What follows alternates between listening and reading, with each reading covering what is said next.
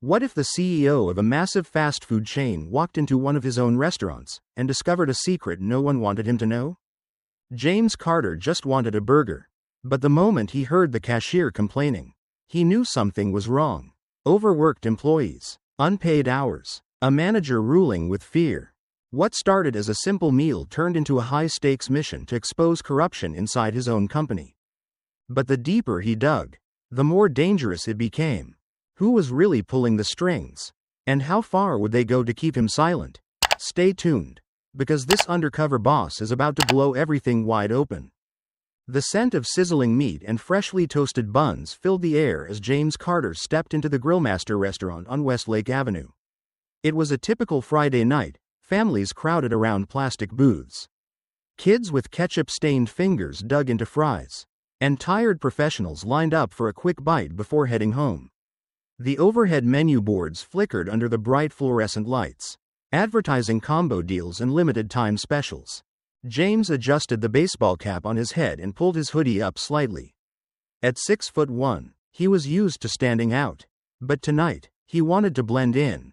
As the CEO of Grillmaster, one of the largest fast food chains in the country, he had spent years building a brand focused on efficiency, affordability, and service. Yet, sitting in a corporate office reviewing reports never gave him a true sense of what happened on the ground. That was why he was here. No driver, no executive entourage, just a man ordering a burger like everyone else. The line moved sluggishly. He took a moment to observe. The employees behind the counter moved with mechanical precision, their motions sharp, almost robotic. The young cashier, a wiry teenager with tired eyes and an untucked uniform, barely looked up as he took orders. Next to him, a girl wearing a headset repeated the same greeting over and over to the drive-through customers. Behind them, two cooks flipped patties with speed that suggested years of practice. Their shirts darkened with grease stains. James took another step forward and noticed something. No one was smiling. It wasn't unusual for fast food workers to look exhausted, but there was a heaviness in the air, an unspoken tension that settled like a fog over the team. One of the cooks wiped his forehead with his sleeve and stole a glance at the clock. The cashier exhaled sharply as he punched in another order, rolling his shoulders as if they had been aching for hours. James placed his order, a simple cheeseburger, fries, and a drink, then stepped aside to wait. That was when he heard it. "I swear, if he makes me stay late again, I'm walking out," the cashier muttered under his breath. James glanced sideways without making it obvious he was listening. The boy, his name tag read Danny, leaned toward his coworker, a girl no older than 20, and lowered his voice. "He cut my break again today," Danny continued, his tone bitter. "Said we were short-staffed and someone had to cover. No overtime pay, nothing. Just, suck it up or find another job." The girl sighed, shaking her head. "That's Rick for you. He's been doing this for months. Remember Carla?" She spoke up, and suddenly her hours got cut in half. She had to quit. James kept his face neutral, but his pulse quickened. "Rick, that must be the manager." Danny scoffed. "And corporate doesn't care, as long as the numbers look good, right?" James clenched his jaw slightly. The numbers had looked good. In fact, this location had been praised for high efficiency and low turnover in the latest reports. But if what these kids were saying was true, then those numbers came at a cost. His order number was called. As he picked up his tray, he glanced back at Danny, who was now forcing a polite smile at the next customer. The weariness in his eyes remained. James took a slow breath. He had come here expecting to check on food quality and customer experience. Instead, he had stumbled onto something much bigger, and he wasn't about to ignore it. James sat down at a corner booth, his burger untouched. The voices from behind the counter still echoed in his mind. He had come here expecting to check on food quality and customer experience. Yet what he had just overheard suggested something far more troubling. He needed more information. He took a sip of his soda and casually glanced around the restaurant. A group of teenagers laughed over a pile of fries in the next booth. A father helped his daughter peel the wrapper off her burger. And near the entrance, a delivery driver impatiently tapped his phone, waiting for an order. Everything looked normal on the surface. But the employees, they were different. Their movements were precise, efficient, but lacked any energy beyond what was necessary. Even as they worked quickly, there was a tightness in their expressions, as if they were bracing for something. James stood up and approached the drink station, filling his cup again just to get closer to the counter. He waited until Danny, the young cashier from earlier, was momentarily free. "Hey, man, you guys always this busy?" James asked, keeping his tone light. Danny barely glanced at him as he wiped the counter. "Yeah, pretty much," he said, then hesitated. "Well, sometimes worse." James raised an eyebrow. "Worse?" The kid hesitated again, looking over his shoulder before replying in a low voice. "Depends on whether Rick's in a mood." James tilted his head slightly. "Rick?" Danny sighed, but before he could respond, the girl working the drive-thru nudged him slightly. "Dude, careful," she murmured, eyes darting to the back office. Danny stiffened, forcing a smile as another customer approached. "Enjoy your meal, sir," he said in a rehearsed tone, signaling that the conversation was over. James stepped back, watching the interaction closely. "Rick, that must be the manager." And from the way Danny and his coworker reacted, just the mention of his name was enough to put them on edge. He was about to head for the exit when he noticed something even stranger. A middle-aged woman, wearing the same uniform as the other employees, was cleaning tables nearby. When James turned toward her, she immediately averted her gaze. On instinct, he stepped closer. "Excuse me, ma'am," he said softly. "How long have you worked here?" She looked up for a brief moment, then back down at the tray she was wiping. "Few months," she muttered. James kept his voice gentle. "Must be tough working the dinner rush." For a second, it seemed like she might ignore him. Then, in a whisper barely louder than the hum of the soda machine, she said, "It's not the customers that make it hard." James felt a flicker of something, concern, maybe even anger, but before he could ask more, she picked up the tray and walked away. He exhaled slowly. This wasn't just one or two frustrated employees. There was a pattern here. A shared fear that no one dared to speak about openly. Deciding he had seen enough, James made his way toward the exit. As he stepped outside, the cool night air hit his face, but his thoughts were still tangled with everything he had observed. Then, just as he reached into his pocket for his car keys, he felt something unusual, a folded piece of paper. Frowning, he pulled it out and unfolded it under the glow of a nearby streetlight.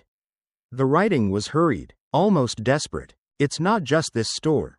It's everywhere. Check the system." James stared at the note, his pulse quickening. Someone had slipped this into his pocket without him noticing. Someone who knew he would understand. This wasn't just one bad manager mistreating his employees. This was bigger, and James had no choice but to find out the truth. James sat in his office at Grillmaster's corporate headquarters, staring at his laptop screen. The note in his pocket from the night before still weighed on his mind. It wasn't just one store. It was everywhere. That meant whatever was happening wasn't just the work of one bad manager, it was something bigger. Something embedded deep within the company's operations. And James intended to find out exactly how far it went. He pulled up the internal employee management system, entering his personal credentials. As CEO, he had access to nearly everything: payroll records, scheduling logs, and workforce efficiency reports. He started with the Westlake Avenue location, the store he had visited. The first thing that stood out was the discrepancy between scheduled hours and recorded hours worked. Employees were scheduled for standard shifts, but several of them had clocked in much earlier and clocked out much later than their records showed. Some had worked well beyond what should have been allowed for a part-time position. Yet there were no overtime payments listed. James frowned. He expanded his search, pulling data from 5 other locations in the city. The pattern repeated itself: employees working extra hours with no corresponding pay, break times cut short, and shift adjustments that weren't reflected in official payroll reports. He leaned back in his chair, rubbing his temples. This wasn't an accident. Someone was deliberately altering the records to make it seem as if labor costs were lower than they actually were. That kind of manipulation wasn't just unethical, it was illegal. The question was, who was behind it? James needed more than numbers on a screen. He needed someone on the inside, someone who had seen these irregularities firsthand. And he knew exactly who to talk to. Emily Walker had been with Grillmaster for 6 years, working in the corporate HR department. She was sharp, efficient, and had a reputation for being one of the few people in the company who actually cared about employee well-being. If something had been reported and ignored, she would know about it. James walked through the halls of headquarters, nodding to employees as he passed. Most of them had no idea why he was here or what he was about to uncover. He found Emily in her cubicle, typing away at her computer. She looked up as he approached, surprised to see him outside of the executive wing. "James," she said, pushing back her chair, "didn't expect to see you here." "Emily, I need a minute," he said, lowering his voice. "It's about payroll records." Her expression shifted immediately. She glanced around the office, then stood up. "Let's talk in the conference room," she said quietly. Once inside, she closed the door behind them. James sat across from her, folding his hands on the table. "I've been looking at some numbers," he began. "There are discrepancies between reported work hours and actual shifts. Employees clocking in early, clocking out late, but not getting paid for it. You've seen this, haven't you?" Emily sighed, rubbing her temples. "I tried to report it months ago. Sent everything to upper management. But instead of taking action, I got told to drop it. They said it was a localized issue, just a few bad managers taking shortcuts." "Who told you to drop it?" James pressed. Emily hesitated. "Robert Hale, the CFO. He said investigating would disrupt operations and that I needed to focus on bigger priorities." James absorbed that, if Robert had shut this down, it meant the problem wasn't just in a few stores, it was being protected at the highest levels. Emily exhaled and reached into her desk drawer. She pulled out a manila folder and slid it across the table. "I kept a copy of my original report," she said. "Everything's in there, emails, complaints from employees, store records that didn't add up. But if you want real proof, you're going to need more than this." James opened the folder, scanning the documents. This was exactly what he needed to confirm his suspicions. But Emily was right. If he wanted to expose this, he needed something undeniable. He needed to see it happening in real time. He shut the folder and looked at her. "I appreciate this, Emily, but I need to go deeper. I need to see how this works from the ground level." "What are you thinking?" she asked.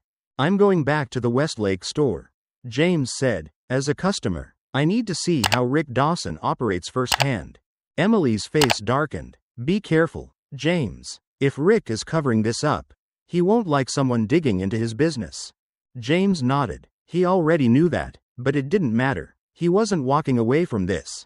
James stepped back into the Grillmaster restaurant, the scent of fried food and sizzling beef filling the air just as it had before.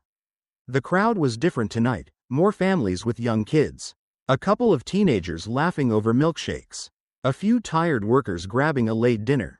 But the energy behind the counter hadn't changed. The same quiet tension hung in the air, the same robotic efficiency in every movement. He ordered a coffee this time, just to have an excuse to linger.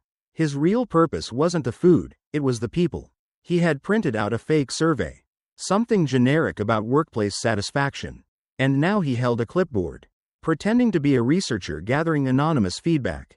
At first, employees were hesitant when James approached them during short breaks or while they cleaned tables. They gave neutral answers, "It's fine," or "It's a job," but as he pressed gently, their words started to crack. "It's not about the work," one employee murmured, pretending to focus on wiping down a tray. "It's about what happens if you don't do exactly what Rick says." James noted the response without pushing too hard. He moved on to another worker, a teenage girl by the drink station. "He changes our hours last minute, tells us we have to stay late or come in early, but it never shows up on the schedule." Her voice dropped lower. "And if we complain, he finds a way to cut our shifts next week." The pattern was clear. Employees weren't just tired from the workload, they were afraid. As James prepared to leave, Danny, the young cashier he had spoken to before, approached him quickly. He didn't say a word, just brushed past, pressing something into James's hand before walking away. James looked down at the small, black USB drive in his palm. Danny had barely made it back to the counter when a voice called out from across the restaurant. "Excuse me." James turned. A man in his late 40s stood near the back office. arms crossed, watching him with cold suspicion. His name tag read Rick Dawson. "You've been talking to my employees a lot tonight," Rick said, stepping closer. James kept his expression relaxed. "Just conducting a workplace survey.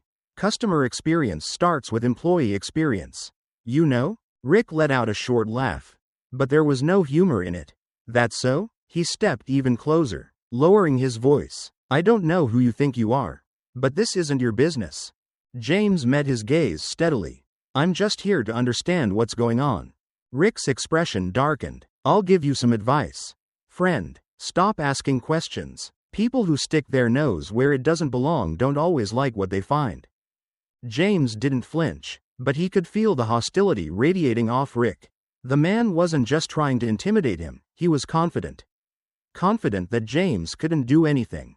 That no one would listen. That he was protected. James gave him a small, polite smile. "Appreciate the advice," he said, stepping past him. "Enjoy your night." Rick didn't respond. He just watched as James walked out. Back in his office, James plugged the USB into his computer. He didn't know what he was expecting, maybe scheduling records, payroll discrepancies, something concrete but standard. Instead, he found recordings. The files were labeled with timestamps. And as he clicked on the first one, a muffled conversation crackled through his speakers. A voice he recognized, Rick's. "If these kids don't like it, they can quit. Plenty more where they came from." Then, another voice, deeper, smoother, someone higher up. "Don't worry about the employees. As long as we keep the profit margins where they need to be, the board won't ask questions." James felt his stomach tighten. He clicked on another file. Rick again. One of them asked about overtime pay today. "Should I cut their hours next week?" The unknown voice replied, "Make sure they get the message. And Rick, if this ever gets out, you'll be the one taking the fall. Not me." James exhaled slowly, leaning back in his chair. This wasn't just Rick taking advantage of employees. Someone above him was protecting this system, ensuring that no one questioned the financials. Someone inside corporate. He had thought this was about one corrupt manager. Now, he realized it was much bigger than that. And whoever was behind it, they weren't going to let him expose it without a fight. James sat in his office, staring at his laptop screen. The recordings from the USB drive played over in his head, the casual cruelty in Rick's voice, the calm authority of the unknown figure behind him. This wasn't just about one corrupt manager. Someone higher up was orchestrating it, keeping the operation running smoothly. The problem was, James didn't know who, yet, he needed Rick to talk. And to do that, he needed to make Rick desperate. James leaned forward and began typing. The email was simple, direct. Subject: opportunity for expansion. "Rick, I've been watching how you operate. You understand how to maximize efficiency, keep costs low, keep profits high. That's exactly the kind of person I need. I'm looking to expand, but I need someone who knows how to manage things off the books. Someone with connections. Let's talk. Big money on the table. But only if you're the right guy for the job. No names, no details. Just an anonymous email from an encrypted account." He sent it and waited. It didn't take long. Less than an hour later, a reply came in. "Who are you? And how do I know you're not wasting my time?" James smirked. Rick had taken the bait. He responded, "I don't waste time. I move money. If you're not interested, I'll find someone else. But from what I've seen, you're the kind of guy who doesn't like missing an opportunity." A pause. Then another reply. "Fine. Meet me tomorrow night, 9 p.m. The lot behind Millman's Diner. We'll talk." James exhaled slowly. He had him. But Rick wouldn't come alone. If he was truly just a middleman, he'd be calling for backup. And that was exactly what James needed. Using his company's security team, James set up surveillance on Rick's phone. Nothing invasive, just enough to track his calls in and out. And by early evening, Rick made a move. A call went out to an unlisted number. James watched as the system captured the incoming signal. He couldn't hear the conversation yet, but his security team recorded the audio. A few minutes later, his phone buzzed with the transcript. Rick's voice was tight, nervous. "There's someone sniffing around. Says he wants in on our operation." A pause. Then the other voice, low and measured. Do you know who he is? No, but he seems serious. If he's a problem, I can handle it. Don't be stupid. Let me handle it. Meet me tonight, alone. James felt a surge of adrenaline. This was it. Rick wasn't in control. He was taking orders. And now, James had the chance to get even closer. He had no intention of letting Rick meet this mysterious figure alone. That night, James arrived at Millman's Diner just before 9. He stayed in his car, parked across the street, watching. At exactly 9, Rick's car pulled into the lot. He got out, pacing, checking his phone. James stepped out of his own car and walked toward him. Rick turned, and his face went pale. James smiled. Expecting someone else? Rick took a step back. What the hell are you doing here? James stopped a few feet away, hands in his pockets. I thought we should talk. Face to face. Rick swallowed hard. He was trying to compose himself. But James could see the panic in his eyes. I don't know what you think you're doing, Rick said, forcing a smirk, but you just made a mistake. James tilted his head. Did I? Rick clenched his jaw. You think you can scare me? You think I don't know how this works? You're nobody. You don't matter. James let the silence hang between them for a moment. Then he said, calmly, I have the recordings, Rick. The smirk vanished. James took a slow step closer. I have your voice, on tape, talking about cutting hours, talking about silencing employees. And I have his voice, too. The guy you answer to. Rick's fingers twitched. He looked around, like he was searching for an escape route. If I release them, James continued, who do you think goes down first? He let the words sink in. Because I can tell you this, whoever's above you, they're not going to protect you. If anything, they'll throw you under the bus to save themselves. Rick's throat bobbed as he swallowed. He looked at James, at the parking lot, then at his phone. For the first time, James saw something shift. The arrogance drained from Rick's face. He was cornered, and he knew it. James leaned in slightly. So the real question is, do you want to be their fall guy? Or do you want to help me bring them down? Rick didn't answer. Not yet. But James could see it. The first crack in the armor. And that was all he needed. James sat at his desk. The city skyline stretching beyond the floor-to-ceiling windows of his office. The weight of the past few days pressed down on him. The recording from Rick's call had confirmed what he suspected. This wasn't just one rogue manager manipulating payroll. Someone at the top was orchestrating it, ensuring that the scheme stayed hidden. He needed to find out who. With a few keystrokes, James pulled up the company's executive directory. There were only a handful of people who had the power to influence payroll and operations at a corporate level. He narrowed it down to 3. Robert Hale, Chief Financial Officer, the man who controlled the company's money flow. If payroll was being manipulated, Robert would have known, or even approved it. Linda Vaughn, Chief Operating Officer. She oversaw logistics and staffing, which meant she had the authority to sign off on scheduling and labor policies. If unauthorized overtime was being erased from records, it could have gone through her. Mark Ellison, Vice President of Franchise Management. He had close ties with field managers like Rick Dawson.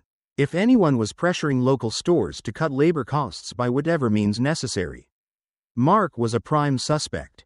James leaned back in his chair, exhaling. One of them, or more than one, was pulling the strings. Before he could think further, his computer chimed. A new email. No sender name. No subject. He clicked. I know who you're looking for. But if you keep digging, you won't like what you find. James felt a slow chill spread through him. Someone inside corporate knew he was investigating, and they were warning him to stop. He stared at the screen, considering his next move. Whoever sent this email was watching him closely. But they had also made a mistake by sending the warning. They had confirmed that he was on the right track. James closed his laptop and stood. It was time to set a trap of his own. The next morning, he arranged a meeting with the company's senior leadership, framing it as a routine discussion on operations. He invited Robert Hale, Linda Vaughn, and Mark Ellison, careful not to give away any details that might raise suspicion. The conference room was filled with the quiet hum of executives reviewing reports when James walked in. He took his seat at the head of the table and let his gaze sweep across the room. Hale sat with his usual stiff posture. Vaughn leaned back with an air of indifference. And Ellison smirked as if the whole thing was a waste of time. James cleared his throat. I've been reviewing some reports from our field operations. There are irregularities, issues with payroll discrepancies, unauthorized scheduling changes. Nothing too alarming yet, but enough that we should take a closer look. The reaction was immediate. Robert Hale glanced down at his papers, avoiding eye contact. Linda Vaughn gave an uninterested shrug. Payroll's not my department. If there's an issue, talk to finance. Mark Ellison chuckled under his breath. James, you've been listening to too many rumors. The system's fine. If there was something wrong, we would have caught it. James smiled, but his mind was already racing. Hale was nervous. Vaughn was deflecting. And Ellison was too relaxed. He decided to push further. As a precaution, James continued, I've decided to initiate a full internal audit of payroll across all our locations. Just to be thorough. The room went silent. Mark Ellison's smirk vanished. He sat up straighter, his expression shifting. That's unnecessary, he said, his voice a little too sharp. An audit like that will cause unnecessary panic. There are better ways to handle this. James held his gaze. You seem pretty concerned about an internal review. Ellison opened his mouth, then closed it. He adjusted his tie, looking away. That was it. That was the reaction James had been waiting for. He had his man. After the meeting, as James walked back to his office, his phone buzzed. A text from an unknown number. You've gone too far. If you keep this up, it won't just be your job that's at risk. James stopped in his tracks, gripping his phone. He wasn't just being watched. He was being threatened. And now, there was no turning back. James sat in his office, his fingers drumming lightly on the desk. The threat he had received was still fresh in his mind. But fear wasn't what occupied his thoughts. It was the simple, undeniable truth. Mark Ellison wasn't just involved, he was confident. Too confident, which meant he wasn't acting alone. He needed to build his case before making a move. He called Emily into his office, her expression tense as she stepped inside and shut the door behind her. I need you to go deeper into payroll, James said, keeping his voice steady. Look for irregular transactions, especially anything related to off-the-books payments or accounts that don't make sense. Emily hesitated. You really think Mark's behind it? I think he's part of it. But I also think someone else is keeping him safe. She gave a slow nod. I'll see what I can find. A few hours later, she returned, a folder clutched tightly in her hands. I don't know how this wasn't flagged before, she said, setting it down. Or maybe I do. Someone buried it deep. James opened the folder and scanned the documents. Several transactions stood out. Money that should have gone to payroll had instead been redirected to a secondary account under the name Westbridge Holdings. It was a shell company, one that had no actual business activity but was quietly siphoning funds from various locations. This isn't just payroll manipulation, James muttered. It's theft. Emily leaned closer, pointing at one line on the document. Look at the transaction trail. The money doesn't stay in Westbridge Holdings for long. It moves through 3 or 4 other accounts before disappearing completely. It's money laundering, James. That confirmed it. This wasn't just about cutting costs or squeezing employees. It was about funneling stolen money. And if it was moving through multiple accounts, that meant high-level involvement. James closed the folder. It's time I had a conversation with Mark. The next day, James arranged a private lunch with Mark at an upscale steakhouse. Using the pretense of discussing the company's future, Mark showed up in his usual tailored suit, a confident grin on his face as he slid into the booth across from James. So, what's this all about? Mark asked, signaling the waiter for a drink.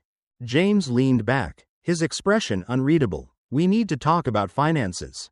Mark didn't even blink. All right, what about them? James set a folder down on the table and slid it toward him. Westbridge Holdings. For the briefest moment, James saw it. A flicker of recognition in Mark's eyes. A hesitation in his breath. Then, just as quickly, Mark's face smoothed into practiced indifference. Never heard of it, he said, picking up the menu. James tilted his head. That's funny, because this company has been moving money out of our payroll accounts for months. And you, Mark, have the only executive signature tied to those approvals. Mark didn't look up. Must be an accounting error. James let the silence stretch. I thought you'd say that. But here's the thing.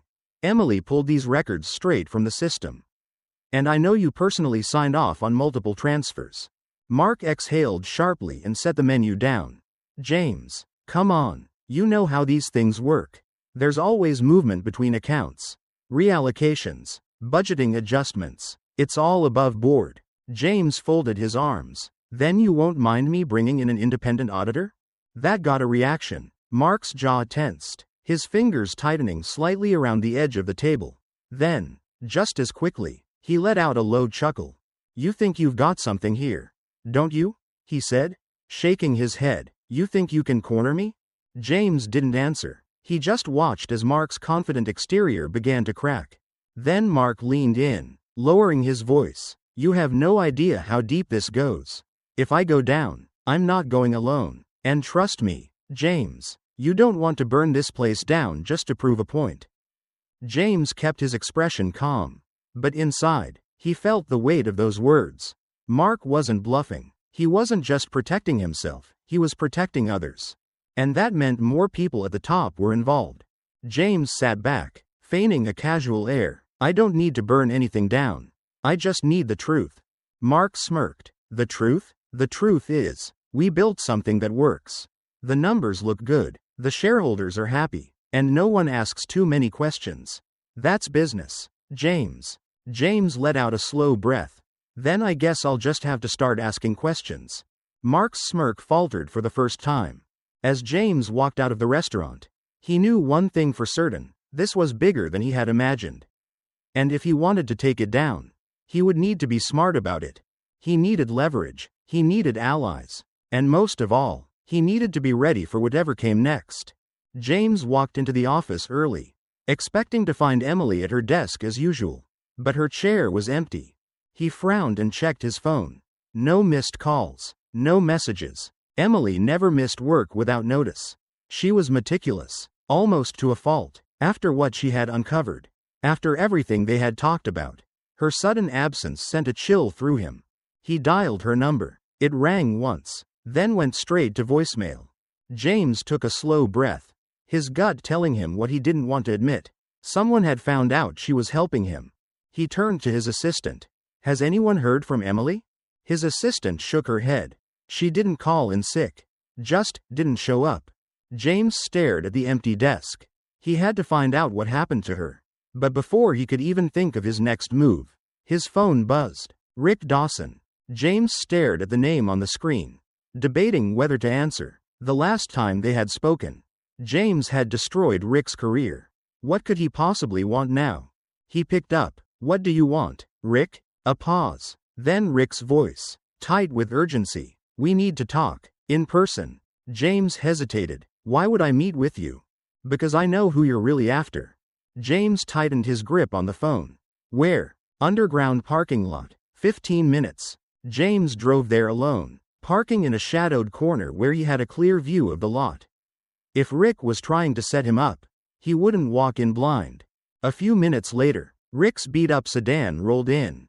He stepped out, glancing around nervously. James walked toward him, keeping his voice low. Start talking. Rick looked worse than the last time James had seen him, his usual cocky expression replaced with something close to fear.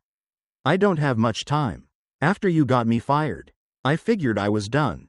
But then I started thinking, if they could turn on me that fast. How long before they turn on each other? James crossed his arms. Who's they? Rick exhaled. Mark Ellison's just a middleman. He's good at making things run smoothly. But he's not the real boss.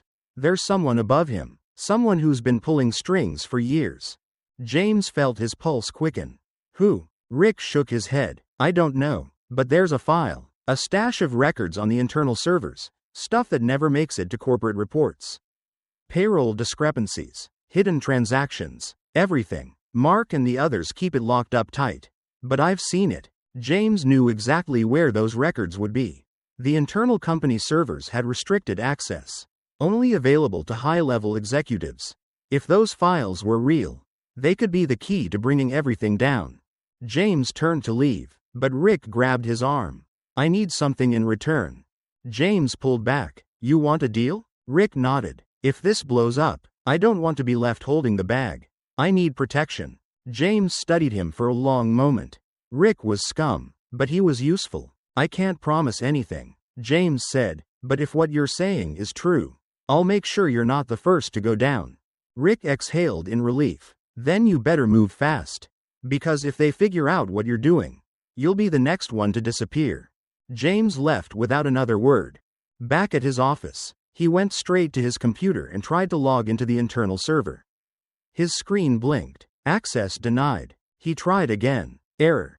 Account restricted. James clenched his jaw. His credentials had been revoked. A new email popped into his inbox. No sender. No subject. Just one line. I warned you. Don't push this any further. Someone inside corporate was shutting him out. Someone powerful enough to lock him out of his own system. James exhaled, forcing himself to stay calm. If he couldn't access the files directly, he needed another way. He needed to take this fight outside corporate walls. He picked up his phone and scrolled through his contacts until he found the name he needed. Karen Brooks, investigative journalist. He hit call. Karen, he said as soon as she picked up. I have a story for you. James sat in his car, watching the city lights flicker against the night sky. His phone buzzed on the passenger seat, a message from Karen Brooks. It's out. Front page by morning. He exhaled, gripping the steering wheel. This was the moment he had been waiting for. After days of silence, of being shut out and threatened, he was finally striking back. With Karen's help, he had leaked the truth, how Grillmaster had systematically exploited its employees, manipulated payroll, and funneled money through shadow accounts. By sunrise, the story was everywhere. News sites, social media, morning talk shows. Customers were outraged. Employees from other locations started coming forward with similar experiences. Even shareholders were demanding answers. Then, just as expected, the counterattack began. An emergency board meeting was called. James walked into the conference room, where the atmosphere was thick with tension. A dozen executives sat around the polished oak table, whispering among themselves. Mark Ellison leaned back in his chair, arms crossed, watching James like a predator waiting for the right moment to strike. Robert Hale cleared his throat. James, would you care to explain the circus you've created? James placed a stack of documents on the table. This isn't a circus, it's the truth. He flipped through the pages, detailing payroll discrepancies, unauthorized scheduling changes, and the network of hidden transactions. This company has been stealing from its own workers for years. The public knows now. We either fix it, or we watch everything collapse. Mark let out a dry laugh. Fix it? You expect us to believe this nonsense? Payroll adjustments happen all the time. These numbers don't prove anything. James turned to him. Then maybe you can explain why millions of dollars have been rerouted to shell accounts tied to our executives? The room fell silent. Mark's smirk faltered, but only for a second. If there were any financial inconsistencies, it's an accounting issue, not a conspiracy. He glanced around the room, searching for support. This is nothing but a desperate attempt by James to consolidate power. He's fabricating a scandal to take control of the company. A murmur of uncertainty spread through the board members. That was Mark's strategy: deflect, deny, and turn the focus back on James. Then came the second wave. An alert popped up on James's phone. A new article had just gone live. Corporate takeover? CEO James Carter accused of manipulating data to oust rivals. James clenched his jaw. He skimmed the article, recognizing the tactics immediately. Anonymous sources. Vague accusations. Just enough misinformation to create doubt. Someone had fed the press a counter-story, painting him as the villain. Linda Vaughn leaned forward, scrolling through the same article on her tablet.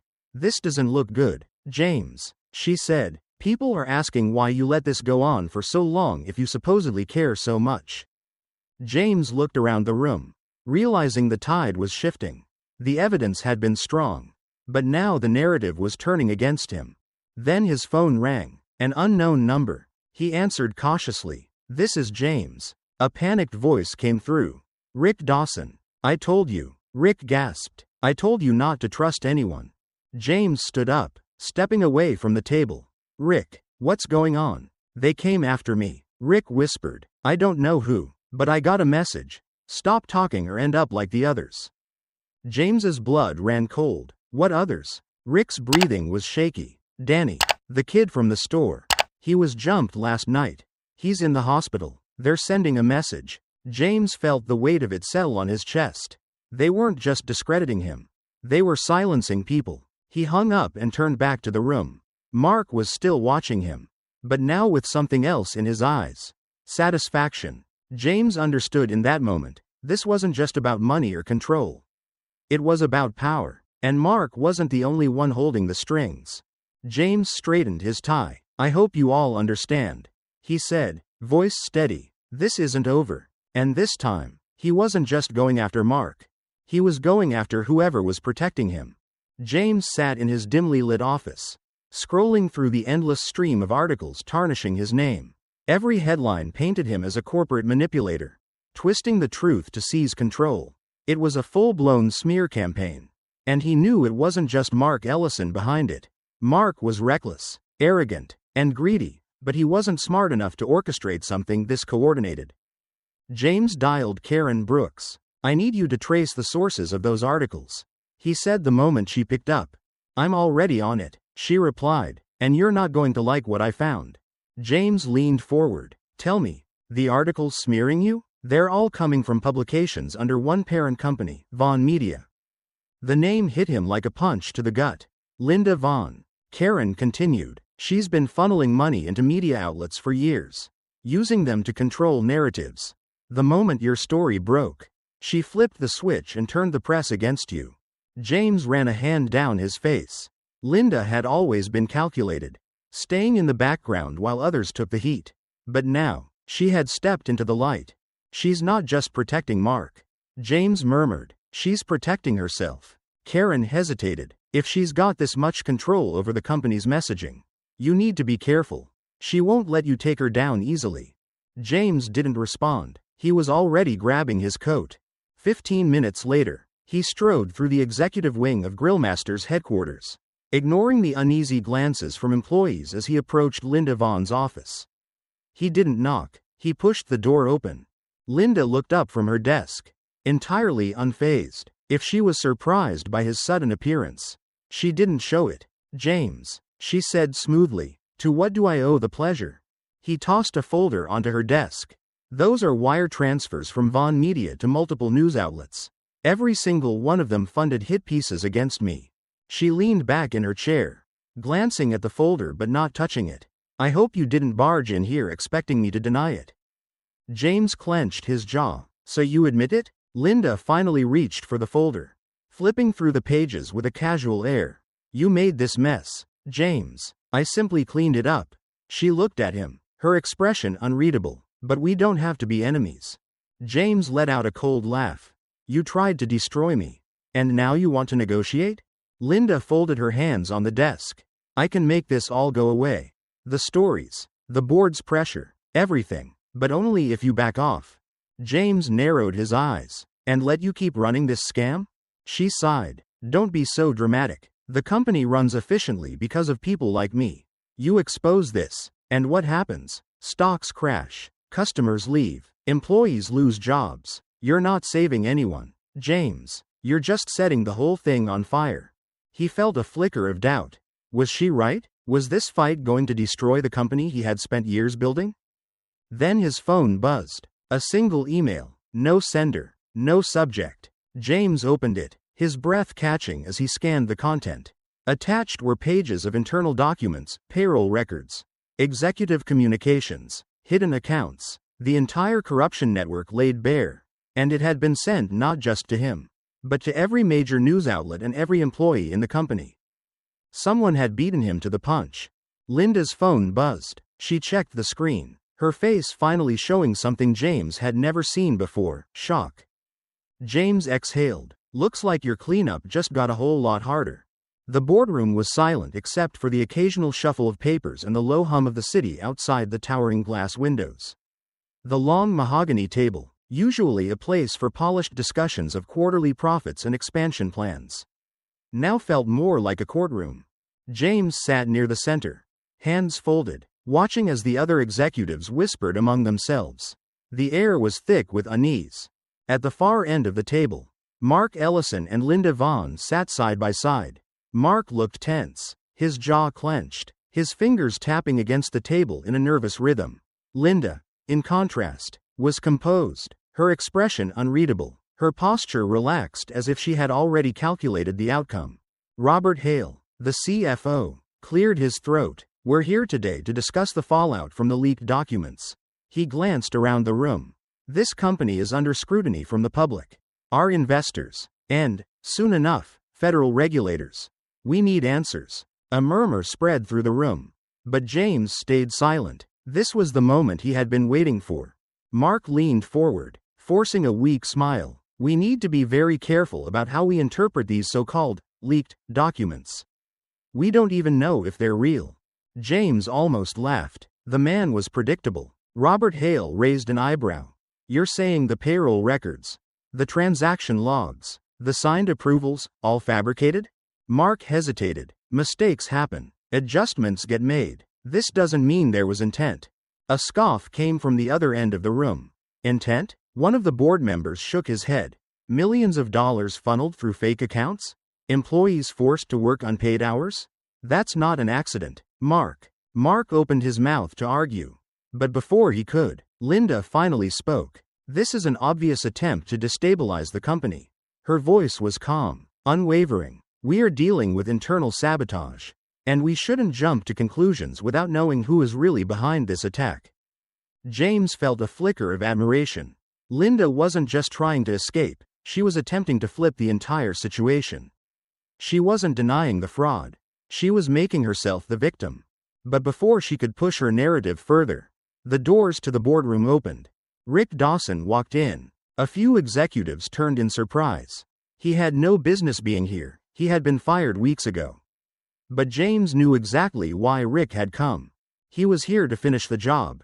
Rick walked straight to the center of the room, setting down a USB drive on the table. I suggest you all listen to this, he said, his voice steady. One of the assistants took the drive, plugged it into the conference room system, and pressed play. A recording crackled through the speakers. Mark's voice first. I'm handling it. No one's going to find anything. Then Linda's voice, smooth as ever. You better make sure of that, Mark. If this blows up, I'll let you take the fall. Don't forget who really runs this company. Silence. Mark turned pale. His lips parted, but no words came out. Then he snapped. This is out of context. You don't. Enough. It was Robert Hale who spoke this time. His voice firm. You lied to this board. Mark, you lied to your employees. And now you're trying to lie your way out of it? Mark's hands curled into fists. He turned to Linda, his expression a mix of rage and betrayal. You set me up. Linda didn't move, didn't blink. I set up nothing. You got sloppy. James watched as the realization hit Mark like a tidal wave. She had always planned for this. She had always known. If things fell apart, he would be the first to go. Mark slammed a fist on the table. You. Security. Robert Hale called out, and within seconds, 2 guards stepped in. Mark's eyes darted around the room, looking for support. Finding none, he turned back to Linda. You think you'll walk away from this? Linda didn't respond. The guards took Mark by the arms and led him out of the room. Once the door shut behind them, Robert turned to Linda. You are to be placed on immediate administrative leave. Effective now, pending a full investigation. For the first time, Linda's composure wavered. It was small, a flicker of tension in her jaw, a tightening of her fingers. But James saw it. The board members murmured among themselves, nodding in agreement. James should have felt victorious. Mark was out. Linda was cornered. But something didn't sit right. Linda didn't argue. She didn't fight. She was planning something. After the meeting adjourned, James stayed behind, watching as Linda calmly gathered her things. She turned to him, offering a small, knowing smile. You should have taken my deal, she said quietly. Now you'll have to live with what happens next. Then she walked out. James exhaled. He had won this round. But the war wasn't over. Now, he had a choice. He could push further, expose everything, and risk tearing the company apart. Or he could let the system handle it, risking that Linda might still find a way back. One thing was certain. This wasn't just about justice anymore. It was about survival. James stood at the podium, the bright lights of the press conference casting long shadows behind him. The air in the packed room was electric, filled with reporters waiting for him to speak. Stacks of microphones were placed in front of him, each bearing the logo of a different news outlet. Camera lenses pointed in his direction, capturing every twitch of his expression. He took a steady breath and looked at the sea of faces before him. This was it, the moment that would define his legacy. "I stand before you today," he began, his voice firm, not just as the CEO of Grillmaster, but as someone who believes in accountability. "The truth has come to light, and I will not turn away from it." Murmurs spread across the room. The reporters leaned forward, their pens poised, waiting for him to continue. For years, this company operated under a system that exploited its workers, manipulated wages, and silenced those who dared to speak up. His fingers tightened around the edges of the podium. "That ends today." The room erupted into flashes of cameras and frantic typing on keyboards. "I am launching a full-scale reform of Grillmaster's labor policies," James continued, "effective immediately. We will be implementing new oversight measures, fair wage structures, and an internal watchdog committee to ensure no employee is ever taken advantage of again." A journalist raised her hand. "Mr. Carter, does this mean you're admitting corporate wrongdoing?" James met her gaze. "I am admitting that this company failed its people, and I refuse to let it continue." Another reporter jumped in. "What about the ongoing investigations? Are you cooperating with authorities?" "Yes," James said without hesitation. "I have already spoken with the relevant agencies. We will provide them with full access to our records. Grillmaster will not hide from this." The room buzzed with energy. Some reporters exchanged impressed glances. Others furiously typed away. But James knew what was coming next. "Mr. Carter," a man in a sharp suit asked from the front row, "since taking over, you have led this company to record profits. But with these new reforms, stock prices are already plummeting. What do you say to the shareholders who claim you're destroying the company's value?" James exhaled, expecting this question. "Profit built on corruption is not real success. I believe in a company that stands for something greater than numbers on a spreadsheet. And in time, the public will trust us again." Not everyone in the room looked convinced. After the press conference, James walked out of the building, greeted by a crowd of employees who had gathered outside. Some cheered, some still looked uncertain. But one thing was clear: he had changed the course of the company forever. Not everyone agreed with his decision. Later that evening, his phone rang. It was Robert Hale. "You're losing support," Robert said bluntly. "The board isn't happy. The stock took a hit, and investors are looking for a scapegoat." James stared out the window of his office. "I did what was right." Robert sighed. "Let's hope that's enough." But it wasn't the board that worried James the most. It was Linda Vaughn. She had vanished. No public statements, no press appearances, just gone. James wasn't naive enough to believe she had given up. Later that night, as he packed up his office, he found an envelope on his desk. No return address, just his name. Inside was a handwritten note. "You may have won this round, but the system remains. Let's see how long you last." James read the words twice, his grip tightening on the paper. She was right about one thing. The fight wasn't over. Weeks later, Grillmaster's culture had begun to shift. Employees like Danny, who had once been powerless, now had a seat at the table. Policies had changed. Inspections were routine. The company was rebuilding itself from the inside out. But James knew better than to let his guard down. One evening, as he walked toward his car, his phone vibrated. A new email. No sender, no subject. The message was short. "Do you really think you got them all?" James stood still, the weight of those words settling over him. He glanced around the dimly lit parking garage, scanning for anything unusual. The fight wasn't over. It never really was. At the end of the day, power isn't just about money or control, it's about responsibility. James Carter could have ignored what he heard that night at the burger counter. He could have walked away, just like so many before him.